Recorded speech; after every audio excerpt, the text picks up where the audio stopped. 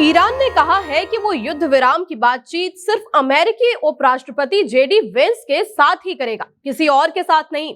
लेकिन ईरान के इस फैसले से ये सवाल उठ रहे हैं कि वेंस ईरान की पसंद क्यों बन गए। क्या ये ईरान की कोई नई रणनीति है जिससे ट्रंप को छोटा दिखाने की कोशिश की जा रही है और उनके मंत्री को बातचीत के लिए चुनकर अमेरिकी प्रशासन में फूट डाली जा रही है। नमस्कार, आप देख रहे हैं सत्य हिंदी और मैं हूं आपके साथ कृति सिंह।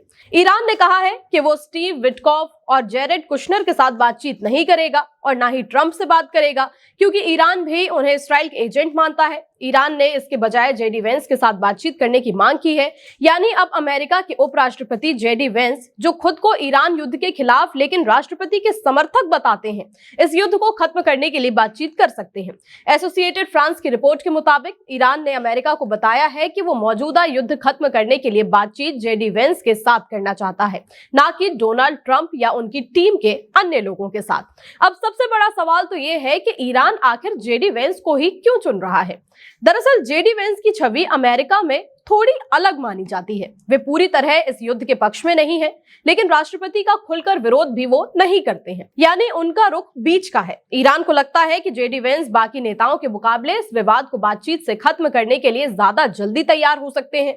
हालांकि ये भी कहा गया है कि वेंस के लिए सीधे बातचीत करना आसान नहीं होगा। इसमें जोखिम है, क्योंकि युद्ध खत्म करने के लिए समझौता करना मुश्किल होता है और इसमें राजनीति भी जुड़ी होती है। ईरान ये भी मानता है कि आखिरकार ये फैसला ट्रंप ही करेंगे कि अमेरिका की तरफ से कौन बातचीत करेगा और बातचीत के बाद क्या निष्कर्ष निकाला जाएगा। व्हाइट हाउस की प्रेस सेक्रेटरी कैरोलिन लेविट ने भी कहा कि बातचीत की टीम तय करने का अधिकार सिर्फ ट्रंप के पास है। उनके अनुसार इस कूटनीति कोशिश में JD Vance, Marco Rubio, Steve Witkoff और जेरेड कुशनर जैसे कई बड़े अधिकारी शामिल हैं। वहीं व्हाइट हाउस के एक अन्य अधिकारी ने इन खबरों को खारिज करते हुए कहा कि ये विदेशी प्रोपेगेंडा है, जिसका मकसद अमेरिका की नीतियों को प्रभावित करना और राष्ट्रपति को कमजोर दिखाना है।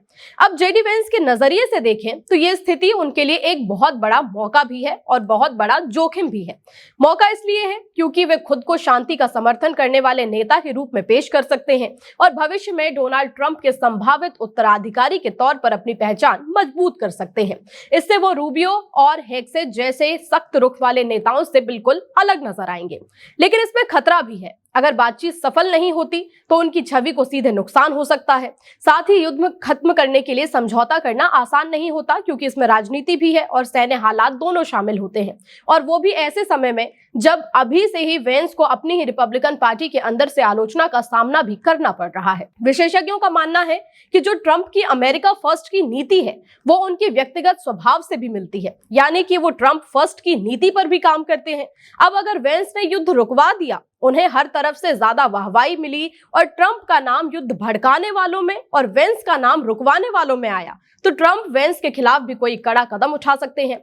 कुल मिलाकर ईरान के इस फैसले से ये चर्चा तेज हो गई है कि जो ट्रंप कई देशों के सीज फायर का क्रेडिट लेते नहीं थकते थे, आज जब कोई युद्ध उनके और उनके खास मित्र देश इस्राएल से जुड़ा हुआ है तो कोई भी ट्रंप से बात तक करने के लिए तैयार नहीं है। सीज फायर तो बहुत दूर की बात है। लोगों का कहना है कि ईरान का वेंस को चुनना उनके करियर में उछाल का संकेत है, लेकिन अब ट्रंप के करियर पर खतरे के बादल मंडराने लगे हैं। बहरहाल, इस पर आपकी क्या राय है हमें कमेंट करके बताइए। साथ ही वीडियो को लाइक और शेयर करें और हमारे चैनल को सब्सक्राइब भी। फिलहाल के लिए इतना ही। नमस्कार।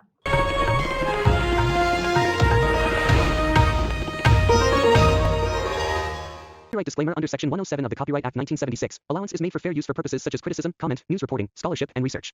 Fair use is a use permitted by copyright statute that might otherwise be infringing.